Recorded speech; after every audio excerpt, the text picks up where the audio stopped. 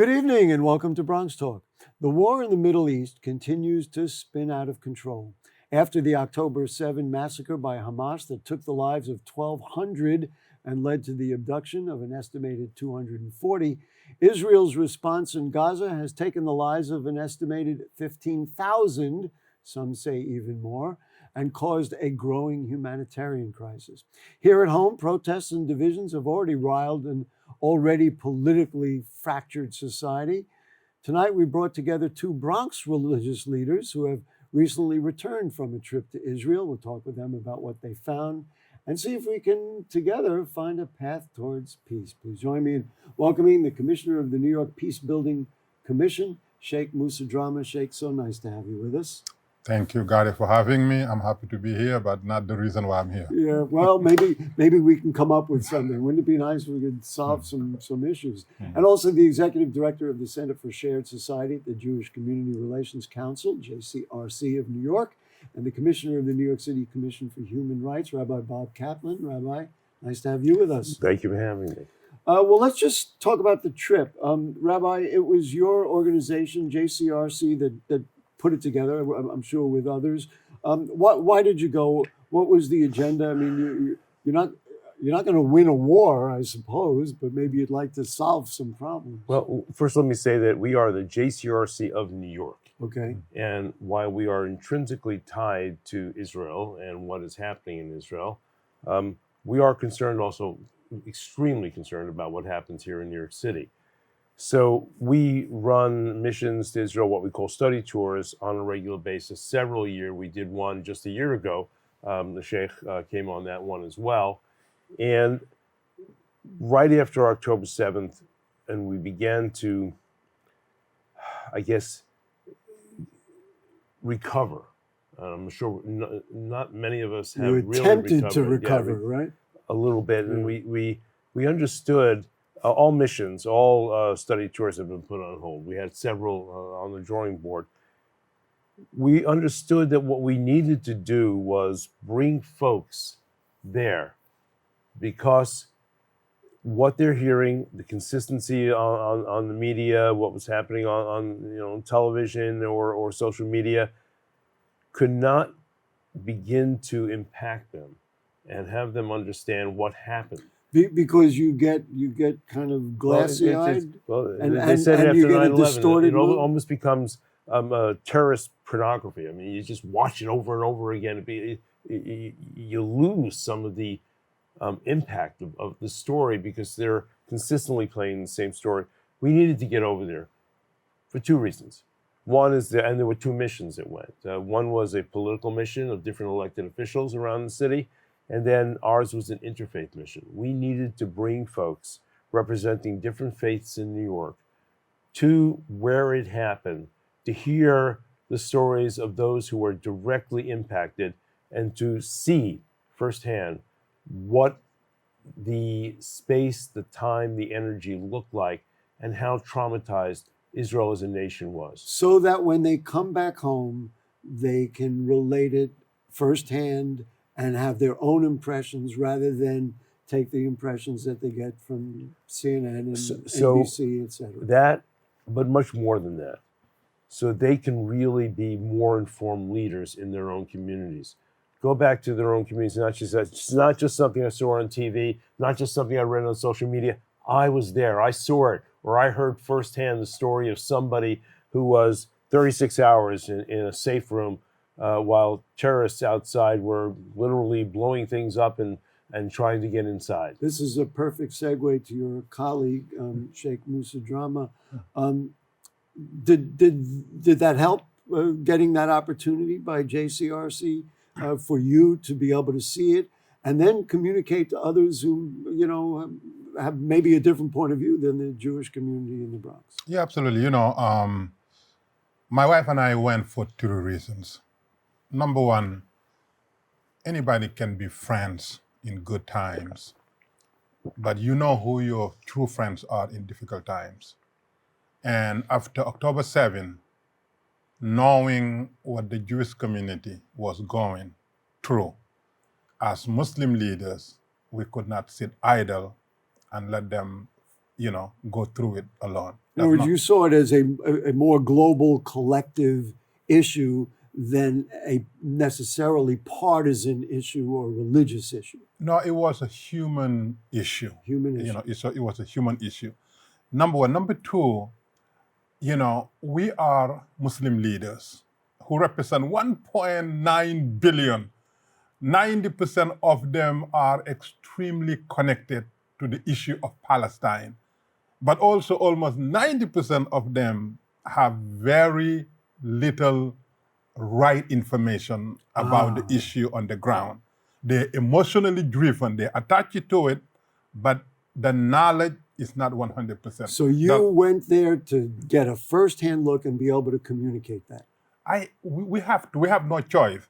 The last reason why we went is that when you go and you meet the people that were directly affected, and then you hear their story, you're walking to the ruins of a lively neighborhoods. It has to do something to you that it will change you. And so that when people come with their crazy stories, oh, it didn't happen, this fabrication, you said, are you crazy? I walked on the ruins. So these are the three reasons why my wife and I could not have missed the trip. And then, of course, you didn't go to Gaza, and of course there now it would have maybe a similar look. We'll talk about that after. I want to show, both of you sent us photographs. So we're going to put them up and then everybody can just weigh in. What is this, a photograph? So this is a kibbutz right on the border called Kfar Aza. We didn't know we'd actually be going there until a few hours beforehand.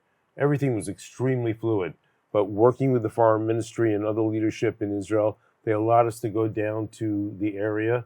And I'll tell you one of the freakiest things, you see that we're wearing helmets and flak jackets. You're standing there listening to a representative of the IDF that's telling us what happened there, and all of a sudden, boom, and then boom. And that is a cold reality that you can't ignore. This is artillery going off less than 100 feet away or 100 yards away. And the scariest part of it, I would say after about 15 minutes, you didn't hear it anymore. Your body wasn't shaking anymore. It's how quickly you acclimate yourself to the reality of the world around you. So Kfar Aza is a beautiful, beautiful place, as the Imam says, as the Sheikh says. When you walk in, it's idyllic. It's beautiful, gorgeous.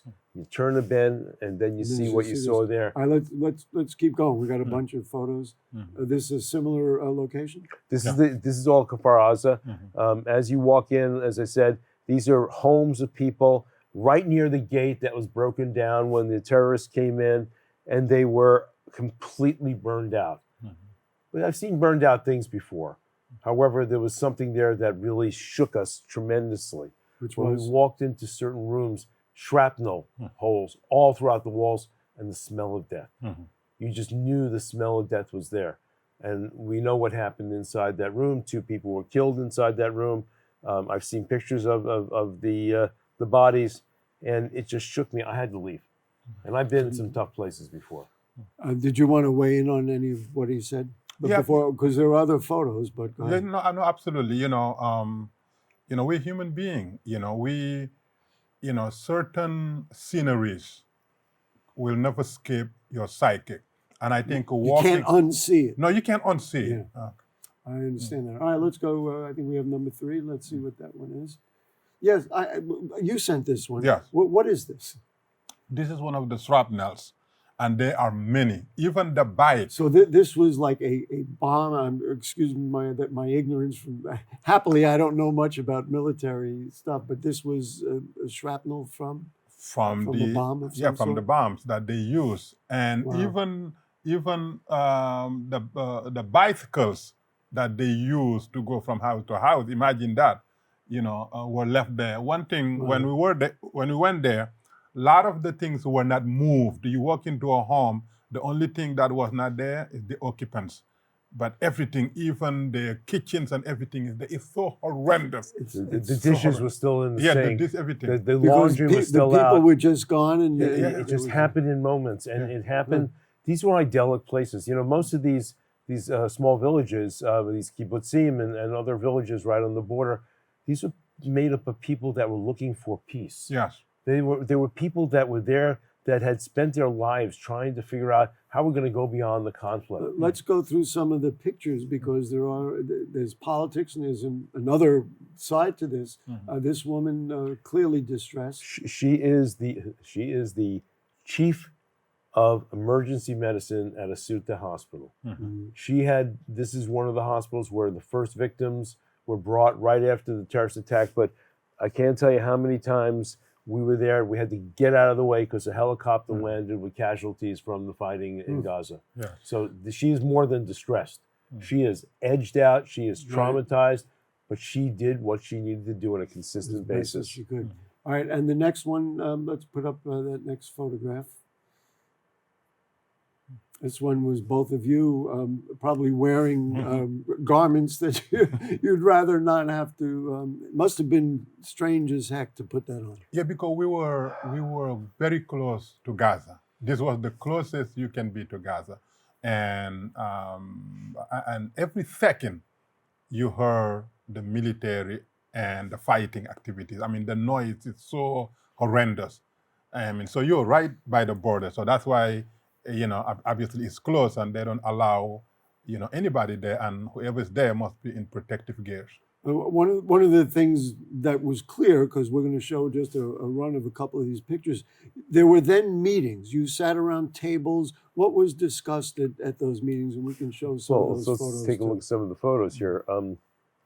So this was a meeting with Yossi Klein Halevi, one of the amazing thinkers, authors, journalists in Israel. He was the first meeting, and he gave an incredibly beautiful expose, not only of what happened there. Beautiful is not the right word. He gave a heartfelt expose of what happened there on October 7th, how it's affected the Israeli psyche, how it's affected his own psyche, what has led up to it, and his uncertainty about where it's going to go. Let's see, here's another, and this is you, Rabbi, in another group discussion of some sort. Yeah, this is one of the towns where you have the leaders who are elected. Right. And was the discussion just telling what happened, or was there a discussion of what do we do next? It was all of the above. Variation of, you have personal stories being told, and then you have scholarly explanation, and you have predictions and. So this is actually a town called Ramleh. Yeah, Ramleh is a mixed city. It's both Arab and Jewish, and then the diversity within the Arab community and the diversity within the Jewish community. There's Jews from all over the world there.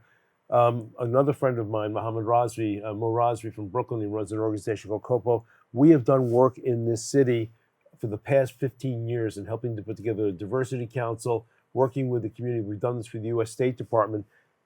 And the last round of the Gaza fight, the last incidents, these towns, these mixed cities went through riots. This city had more resiliency because it already had a working relationship between both the Arab, Muslim, Arab Christian, and Jewish populations that were there. I want to talk about how we got here. And I want to add one thing, and then sure. Yeah, let me add one thing to that particular place.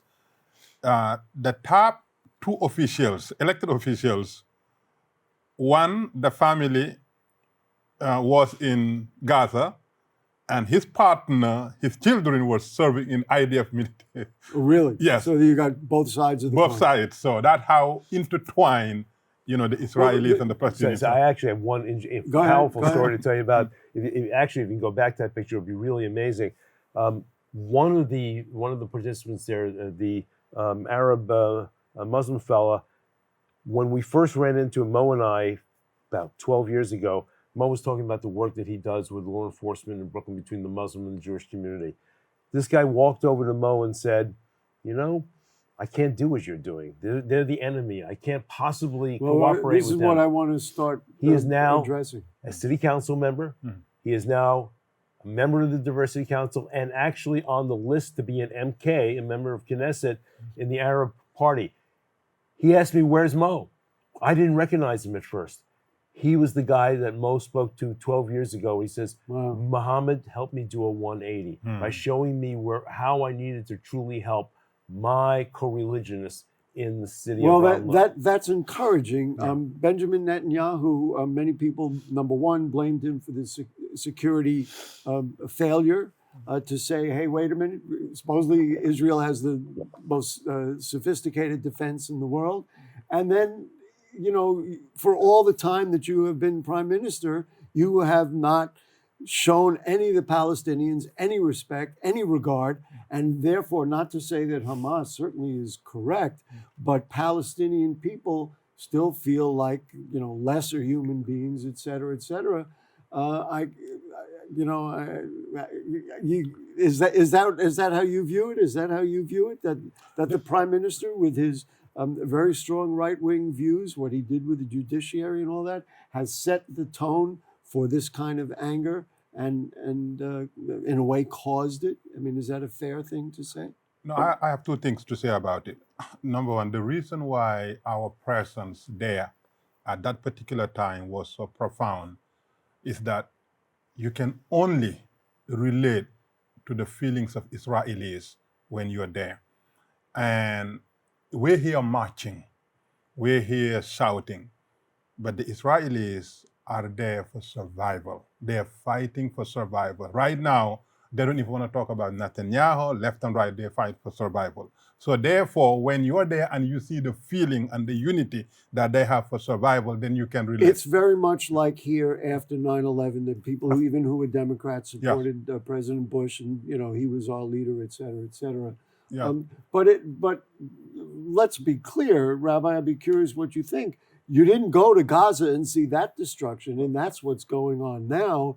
I can understand that people on the other side are going to say, hey, wait a minute, you went to Israel, you sympathize with what you saw, but now in Gaza, my goodness, hospitals and everything. I mean, we all see it on the news every night. What are your thoughts? So two things. One is that folks are calling for a ceasefire.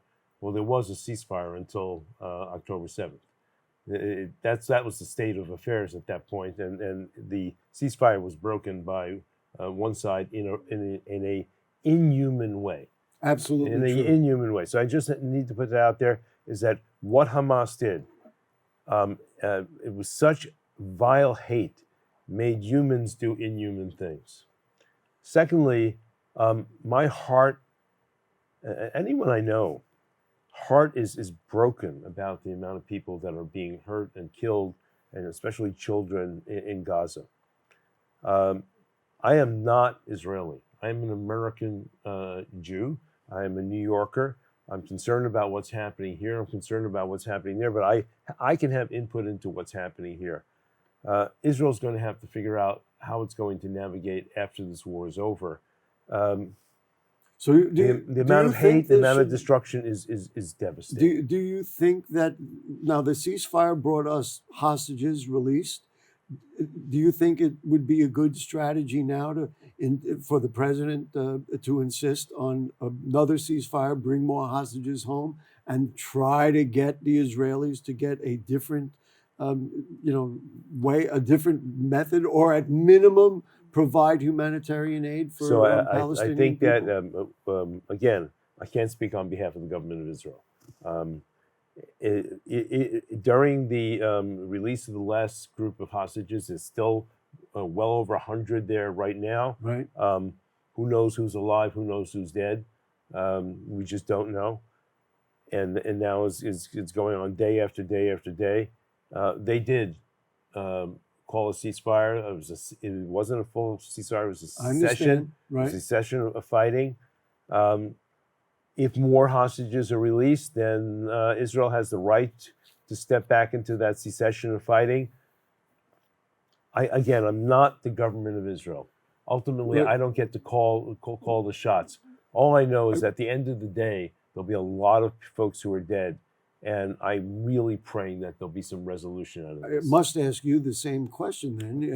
Here you're seeing Palestinian people being blown up in the worst conditions imaginable. At minimum, even if you're going to continue to, seek out Hamas, shouldn't there be humanitarian aid for those folks? Number one, there should have never ever been October 7th to begin with. Number two, immediately after the tragedy, we had leadership meeting organized at the mayor's office.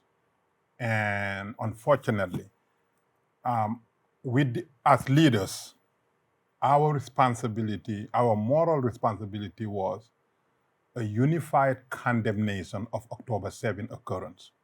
Okay. And sympathize with the victims, and then send our condolences, and then distance completely ourselves from those who were part of October 7, Okay. regardless of what had happened before.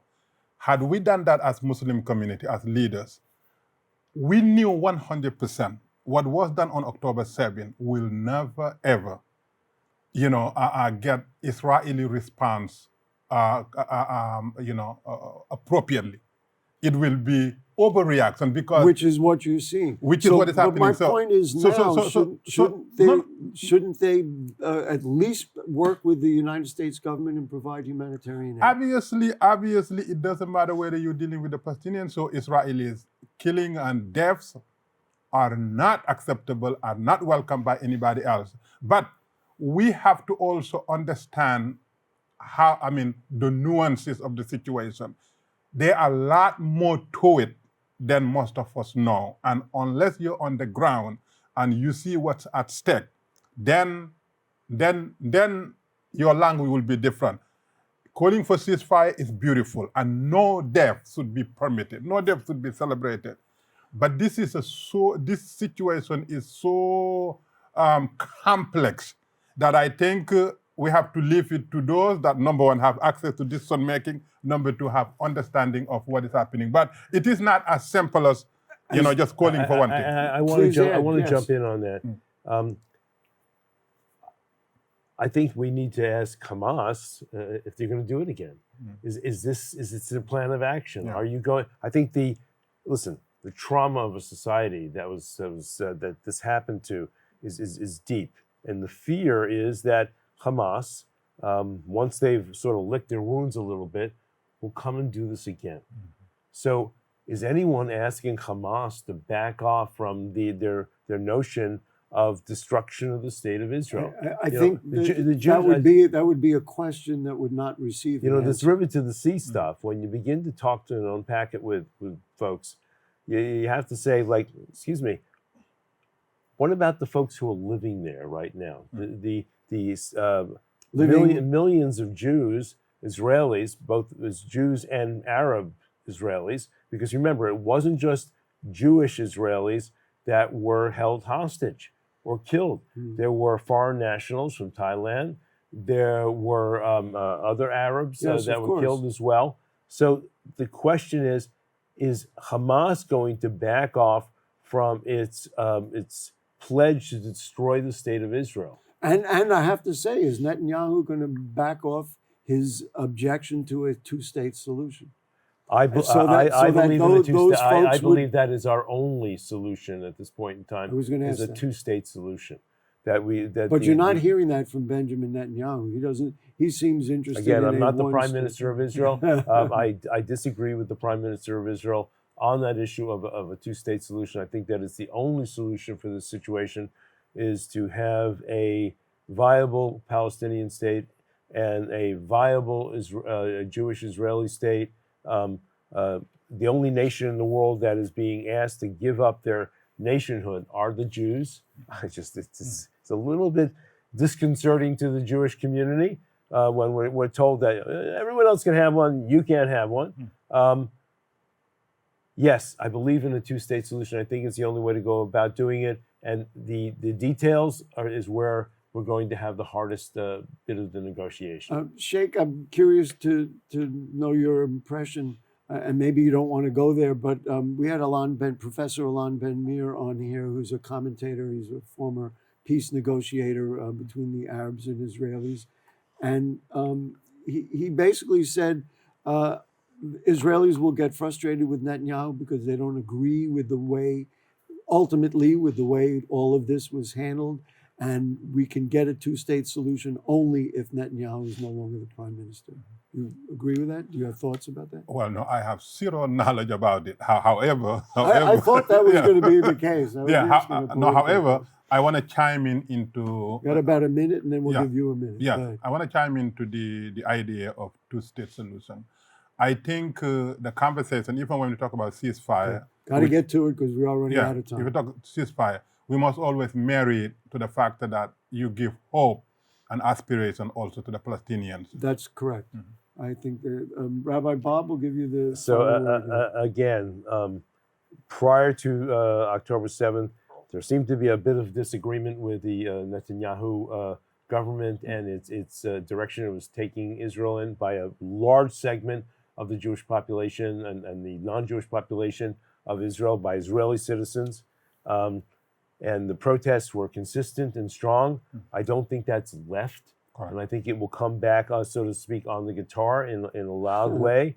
And I think that one of my teachers, Peter Coleman, he's the head of the Morton Deutsch Center on Conflict Resolution at Columbia University, said it takes a great shock of a system to allow people to get to the next stage. And perhaps this will allow us to get to the next stage. I'm going to ask you to do something which you guys do all the time because you are friends. Could you just shake hands on camera, please? Or give a... More than shake hands. I don't know. You can hug each other. Love is good. We make sure that when we see things that we need to work on together, Yes. we're there for each other. Yeah. And that is ultimately Put your the arm gift. around them. Come Absolutely. on. Well, this by the way, is let me what tell- we need in America and all over the world. Go But ahead. let me tell you one thing. Very quick. My wife and I never traveled together because of our children. But this trip, You did. my wife said, we're going together. We're going together. And we went you taught the children a lesson. Yeah. Sheikh, who's the commissioner of the New York Peacebuilding Commission, thank you very much. Rabbi Bob Kaplan, commissioner of the New York City Commission on Human Rights, thank you. We'll all work toward peace. That's the only thing we can do. God willing. God willing. That's it.